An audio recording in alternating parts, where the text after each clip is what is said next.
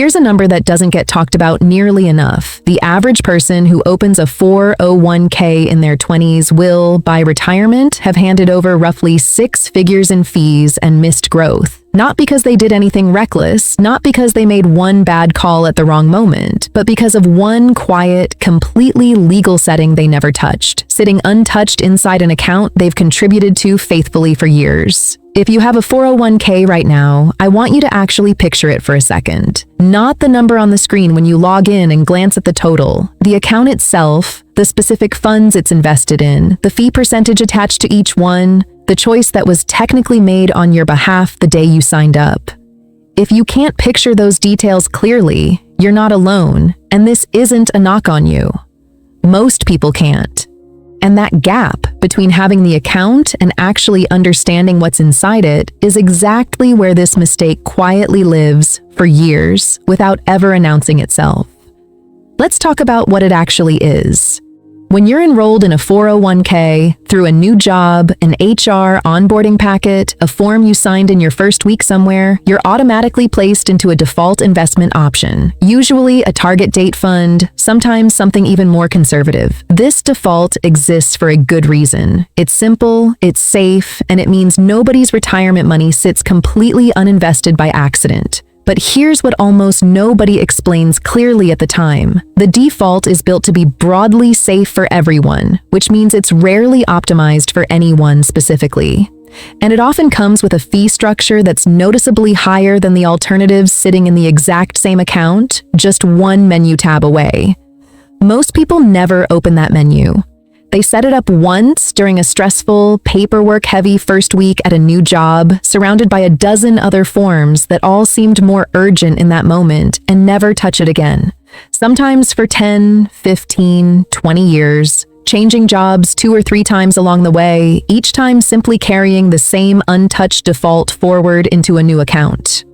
Here's the part that actually matters, and it comes down to something almost nobody feels in the moment. The difference between a fund charging 0.5% a year and one charging 1.5% doesn't feel like anything day to day. It's an invisible number on a statement most people skim past on the way to checking their actual balance. But compounded over 3 decades, on a growing account balance, that 1% difference is frequently the gap between retiring comfortably and retiring short. Often by a genuinely 6-figure margin, depending on how early it started and how much was contributed along the way. To put it plainly, 2 people can contribute the exact same amount, at the exact same pace, over the exact same career, and still end up tens or even hundreds of thousands of dollars apart at retirement, purely because of which fund their money happened to sit in the entire time. Same effort, same discipline, wildly different outcome. This isn't a hypothetical, it's simple math, playing out quietly, completely legally, in millions of accounts that were set up once and never revisited. This is the part I actually find most interesting. The people this happens to aren't careless. Most of them are the opposite. Disciplined enough to actually contribute consistently paycheck after paycheck, responsible enough to have opened the account in the first place, sometimes even proud of themselves for starting early. The mistake isn't a lack of effort, it's a specific kind of trust, the reasonable-sounding assumption that if a fund is the default option inside an official retirement account, someone, somewhere, must have already optimized it specifically for you. That assumption isn't unreasonable on its face, it's just usually wrong, or at least incomplete. Default options are chosen for legal simplicity and broad suitability across an entire company's workforce, not for being the single best option available inside your specific plan for your specific situation. Nobody's being deceptive here, and there's no villain in this story. It's simply a system built for convenience and broad coverage, not precision, and that convenience quietly comes with a cost that most people never see itemized anywhere on any statement they've ever actually read. The fix here is refreshingly small, especially compared to the size of the number it protects. First, log into your actual 401k account. Not the app that just shows your balance and a chart trending vaguely upward, but the actual plan provider's site, and find the full list of funds available to you. Every plan has one, usually buried a click or two past the main dashboard, often under a tab labeled something plain like investments or fund lineup. Second, look specifically for something called the expense ratio next to each fund. This is the annual fee, shown as a percentage. It's usually a small number, which is exactly why it's so easy to ignore at a glance. Compare it across the funds available to you specifically, not against some general internet average.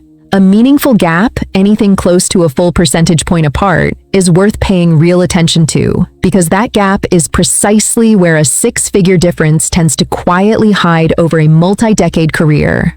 Third, and this is the step almost everyone skips, check whether your plan offers low-cost index fund options alongside the default.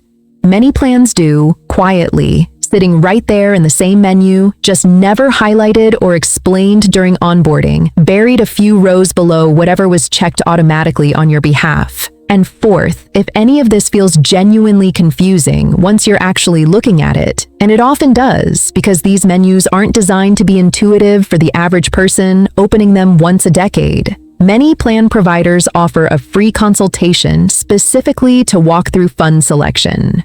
It's usually already included in what your employer is paying for the plan, effectively free to you. Almost nobody uses it. None of this requires moving your money to a new account, taking on more risk, or making some dramatic financial decision on the spot. It's usually a handful of clicks inside an account you already have, adjusting a setting nobody ever actually walked you through in the first place. What I think is worth sitting with is this. This mistake has nothing to do with earning more, saving more, or being more disciplined than the next person. It's not about willpower at all, and it's not a character flaw of any kind. It's about a single, quiet default setting that most people never revisit, simply because nobody ever told them, clearly and directly, that it was worth revisiting in the first place. That's really the theme running underneath a lot of what we talk about on this channel. Quiet financial mistakes rarely look like mistakes while they're actually happening. They look like a form you filled out once, correctly, followed every instruction on, and then never thought about again for years, while it quietly did its work in the background of an otherwise responsible financial life.